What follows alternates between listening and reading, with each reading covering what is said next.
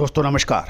Colonel Ajay, CEO Ajay astro money group first global astro finance digital channel से आपसे मुखातिब होता हूँ। आज है 11 जून सन 2025।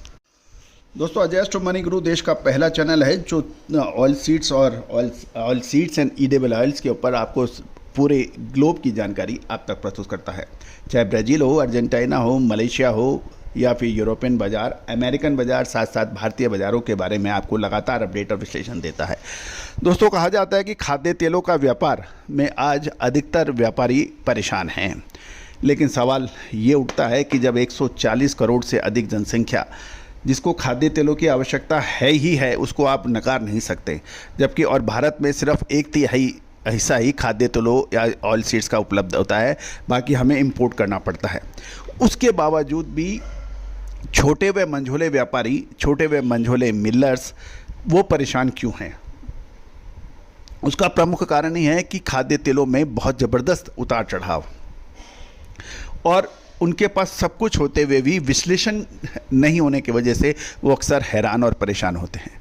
और जो ऑयल टैंकर्स का काम करते हैं, रीपैकेजिंग का काम करते हैं, ब्रांडिंग का काम करते हैं या छोटी मिलर्स हैं, उनके लिए परेशानी का सबब बन जाता है।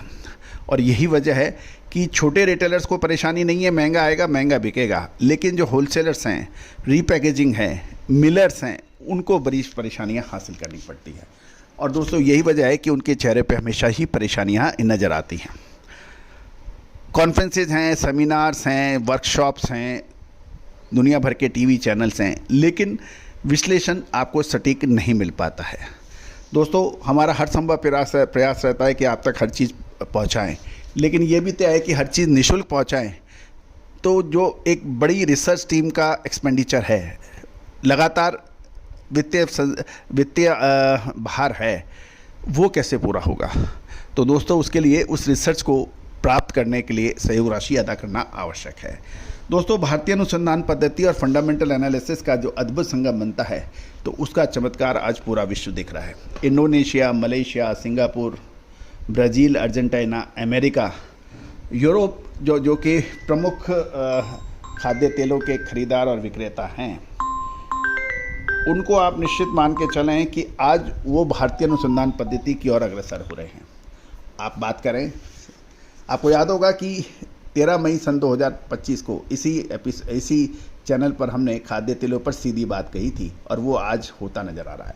जून का महीना निर्णायक रहेगा, ये भी आपको कहा था। आगे क्या होने की संभावना है, विशेष जानकारी, विशेष रिपोर्ट के लिए आप संपर्क कर सकते हैं।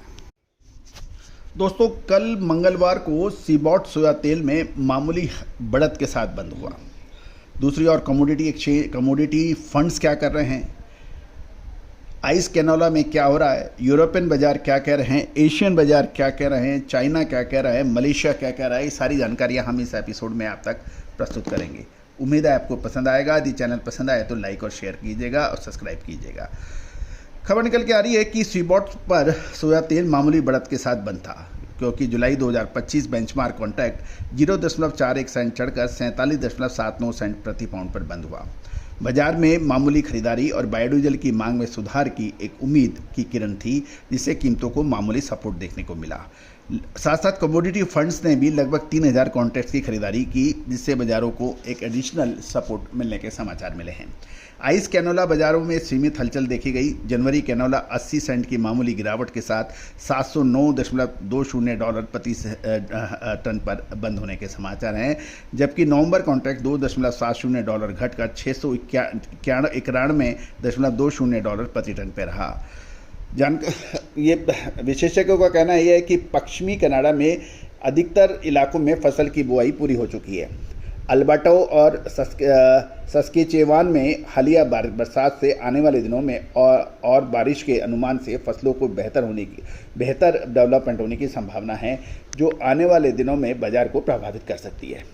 यूरोपियन मार्केट की बात करें तो रेपसीड वायदा अगस्त 2025 कॉन्ट्रैक्ट 3.50 यूरो गिरकर €487 प्रति टन पर बंद हुआ।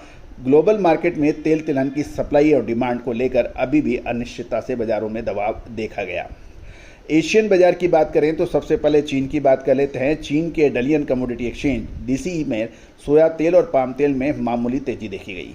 सितंबर 2025 सोया तेल कॉन्ट्रैक्ट 4 युआन बढ़कर 7,766 युआन प्रति टन और सितंबर 2025 में का पाम ऑयल कॉन्ट्रैक्ट 6 युआन की मामूली तेजी के साथ 8,160 युआन प्रति टन पे बंद हुआ, जो कि घरेलू मांग में एक स्टेबिलिटी चाइना की दिखा रहा है। मलेशियन पाम की बात करें तो मलेशियन पाम ऑयल मार्केट मंगलवार को तेज गिरावट के साथ देखा गया। मई में मजबूत निर्यात के आंकड़े और जून की शुरुआत में बड़े शिपमेंट्स के बावजूद ऊंची इन्वेंट्री और लगातार उत्पादन वृद्धि के कारण मलेशियन पाम तेल बाजार दबाव में देखा गया। बेंचमार्क अगस्त crude palm oil CPO contract 61 ringgit लगभग 1.5% गिरकर 3,864 रिंगिट प्रति टन पे बंद हुआ। आगे आने वाले दिनों पर अब दबाव है या नहीं? अमेरिका में बायोडीजल ब्लेंडिंग मैंडेट में की देरी से फंड्स लगातार अपनी खरीदारी की पोजीशन को मैनेज कर रहे हैं। साथ साथ क्रूड ऑयल की कीमतों में अब सबकी नज़र है, क्योंकि क्रूड ऑयल की में ग्लोबल उत्पादन जैसे ओपेक के ऊपर भी हमने आपको अपडेट दिए थे, उसके अंदर डेली प्रोडक्शन बढ़ाने की बात की गई थी। दूसरी ओर पाम, सोया और सूरजमुखी तेल का उत्पादन बढ़ने की भी उम्मीद लगाई जा रही है। साथ साथ अर्जेंटीना की सबसे बड़ी क्रशिंग कंपनी के दिवालिया होने से प्रभावित जो प्लांट को के अंदर प्रभावित हुए थे वो फिर शुरू हो गए हैं, जिससे सोया तेल की सप्लाई बढ़ने की उम्मीद लगाई जा रही है। तो दोस्तों, अब जून का महीना 15 तारीख के बाद एक निर्णायक है, क्या वो तेज़ी लेके आ रहा है या मंदी? दोस्तों, इसका विशेष विश्लेषण के लिए आप संपर्क करें, जो कि भुगतान राशि अदा करने पर उपलब्ध होगा। दोस्तों याद रखिएगा, अनुसंधान रिसर्च के अंदर बहुत समय लगता है, बहुत जनशक्ति लगती है, वित्तीय संसाधन लगते हैं। ये 1 मिनट के का खेल नहीं है। और अब इसको आप लेना चाहते हैं, बातचीत करना चाहते हैं तो संपर्क करें, नंबर स्क्रीन पे है। सोनाक्षी की रसोई में आज की स्पेशल गेस्ट है मौसमी चैटर्जी जी। ये जी नहीं, मौसमी आंटी। ओके आंटी मौसमी, तो आज आप क्या बनाएंगी? मैं क्यों बनाऊं? मैं तो गेस्ट हूँ, आप बनाओ, हम खाएंगे।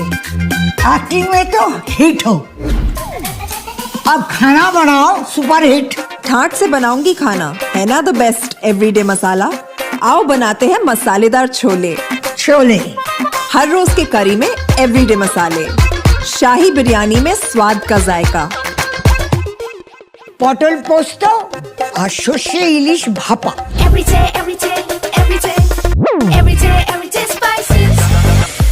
साफ मसाले, खुशबू और प्योर झांझ, टेस्ट से भर दे हर जुबान पे स्वाद। एवरीडे मसाले, देश का स्वाद।